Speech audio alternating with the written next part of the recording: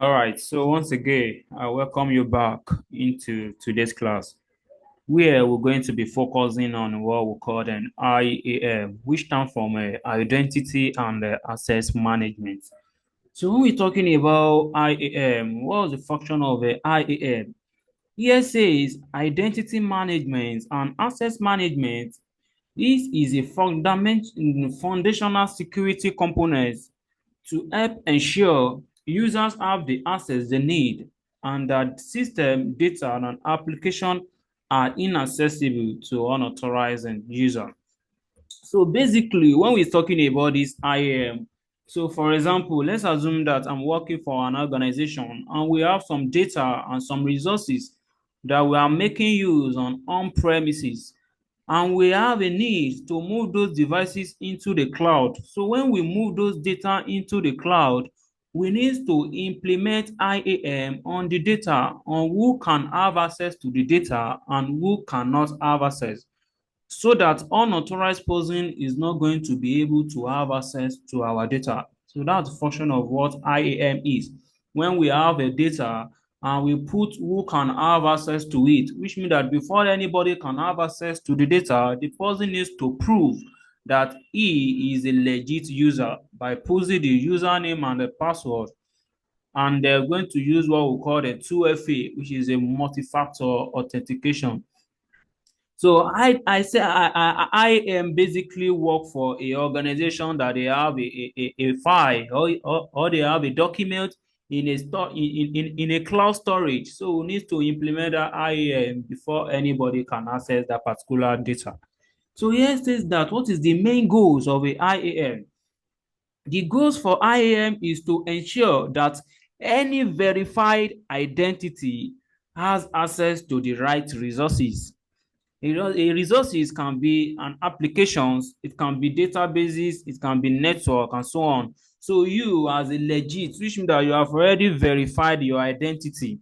So how can a user verify his or her identity? Is through a username and password, and with what we call a multi-factor authentication. So once you are able to verify your identity, the particular person is going to have a access to any resources that he wants to be making use on our network as function of the IAM. So when we're talking about this IAM, we have different components for IAM. The first one here is a single sign-on, which is short as SSO. So when we're talking about single sign-on, here says that this single sign-on is an access and login system that allow users to authenticate themselves once and then grant them access to all the software, system, and data they need. So this single sign-on, anytime a user wants to have access to a data on our network, the system is going to authenticate the users once. So once the users is authenticate once, if the user still needs to have access to another data in the network, the system is not going to authenticate the person again, because we have already authenticated the person once. It's going to be using that authentication that I did once to do the remaining one. That is what a single sign-on is. You will only authenticate once, but once the user has been authenticated once, is going to have access to all the data on the network. So the second component of IAM is a MFA, which is what we call multi-factor authentication. So when we're talking about MFA, here says this system use a combination of something the user know. So when we're talking about something user know, example is a password.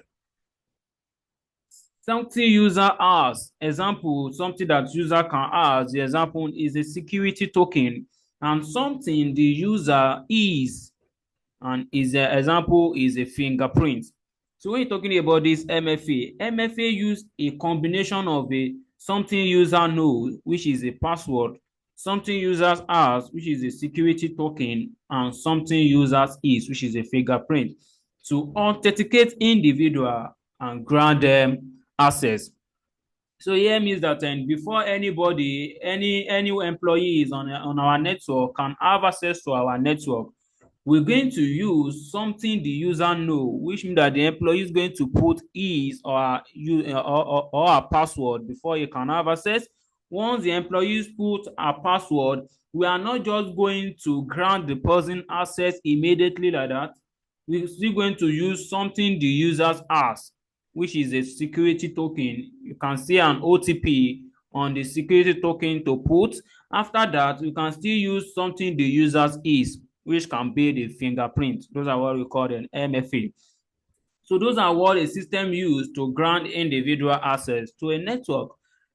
The third component of a IAM is a privilege access management. So when we're talking about this privilege access management, this system typically integrates with the employee's database and predefined job roles to provide the access to employee based on their job roles. So privilege access management means that if we have some employees that they are working for sales, and we have another employee working for HR. Any employee working for sales, the system should be able to grant the employees access to any sales document, which means that the employee will only have the privilege to access sales documents. He is not going to have privilege to access HR because the employee is not the employee doesn't belong to HR department. So this privilege means that both individuals are going to have a privileged access to whatever they are able to do on the network. So those are the three components of a IAM. We have single sign-on, which allow users to sign to which authenticate users once. Single sign-on authenticates a users once. When a user is be authenticated once, they are able to have access to all the resources and the data on the network. And we have a MFA. MFA use the combination of what a user know, what the user is, and what the users ask to authenticate them. And we have a privileged access. This privileged access only provide access based on your job roles on the network. So the next thing we'll be talking about is a IAM solution. So basically, when we're talking about IAM, we have different platforms that we can implement IAM. So we have different platforms. The first one here, we have a Microsoft Extra ID, we have AWS Identity Center, we have CyberArk, we have an Okta, we have Secure ID, Jump Cloud, Secure Auth, One Login, Beyond Trust, and Forge Rock. So all these solutions here, they are the platform that we can implement IAM. Those are the different platforms that we can implement IAM. So basically, these are the theory that we're going to be covered in this IAM topic before we move to the practical aspect. So those are the theory. The first thing we talk about what IAM is, and the second thing we talk about the goals. When I explain to you, IAM is a identity and access management, which is a foundational security component to help ensure that users have the access they need and their system and data application are inaccessible to unauthorized user. So IAM allow users to have the access they need to a data, and those data is going to be prevented for unauthorized access. So the main goals of the IAM ensure that any verified identity has access to the right resources.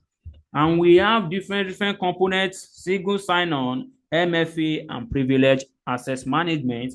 And we have different solutions, which are the platform that we can implement IAM. So the next thing I will be explaining to you right now is how to implement this IAM. But where we're going to be implementing it, we're going to be using AWS. So where we're going to be implementing our own, we're going to be using AWS. So before we can make use of this AWS, we need to create account with them. So we need to create account with them. So how do we go about that one? If you want to create account with AWS, just go to your browser. So I'm going to open up my browser.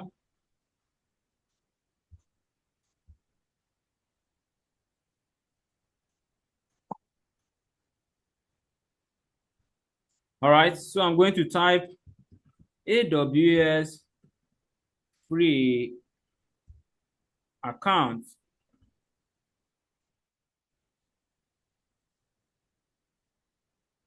So we're going to click on the one that says sign up for free AWS account.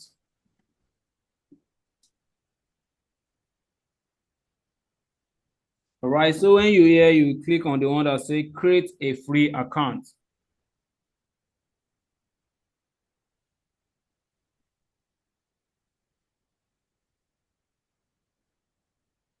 Just click on the one that says create a new AWS account.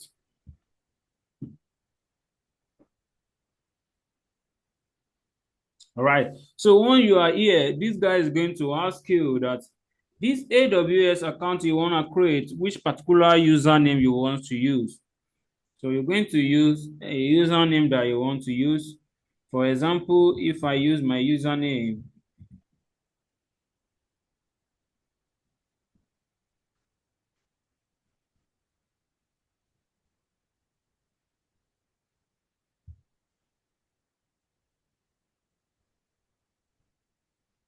so once you put the user, the Gmail, once you put the Gmail, and the next thing, the account name, you can choose the name that you want to use for your account.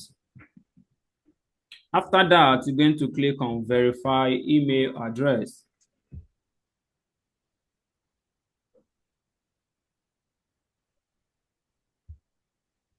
Do you know how I get to that place? You will see option that say create a new AWS account.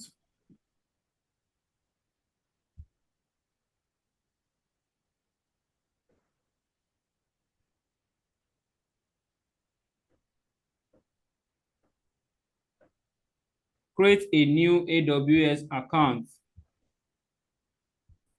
So once you are here, this guy is going to tell you to input the character that you found inside this place. You need to input the character inside this verification answer. So I'm seeing CH36YC. So I'm going to click on submit.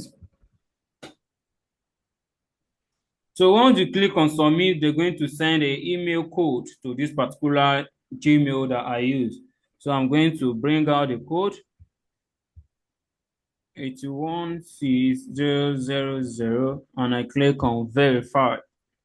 All right, so once I'm here, I need to create a strong password. So you need to specify your password, but your password must meet the complexity requirement, which means that I must use uppercase, lowercase, number, and the character, number and symbol. So I come here, I choose the password. Once I choose the password, I will click on continue.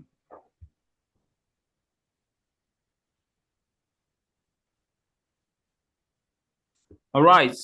So once you specify the password, the next thing is to click on continue. So once I click on continue, they're going to ask me, how do you plan to use AWS? So they're asking me, this AWS account I'm creating, is it meant for a business or is just for a personal use? So this particular account I want to create, I'm not using it for a business account. So I'm going to specify a personal use. Mind you, anytime you are choosing a business account, there are some bills that AWS is going to compile into you for you to pay. But if I'm going for a personal account, I'm just using it for ordinary means. Not maybe I'm using it to generate a money. But there's some things that you shouldn't be used, even if you are using personal or you are using a business. If you are using personal, there's some services that you shouldn't go ahead and use. Anytime you are using the services, AWS is still going to be billing you for those services. But here, when you get here, they ask you which type of an account do you want to create. Just say that you want to create a personal account. So once you come here, you're going to put that particular dollar card I ask you to ask. Put the name on the dollar card. Put your country code, which is Nigeria. Put the phone number. Put the country and put the address that you are. So basically, All this information you're going to be putting here will be your own information. So all these things will be your own data. So once you put all those things there, you click I agree to the terms and agreement and you click on continue. So once you click on continue, the next page, they will be asking you to put the details of the card that you have. So they'll be asking you to put the details of the card. Do you have a debit card?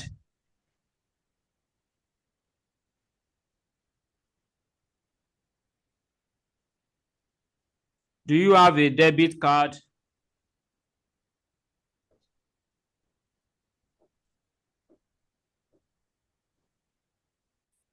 So that's actually the way you can create AWS accounts. So once you're inside this place, put your information, click continue. The next one they will ask you to put your account, your card details. Yeah. So you put your card details, you receive a verification code. That's all. So the next thing I will be explaining to you right now is how to now use the IAM inside an AWS.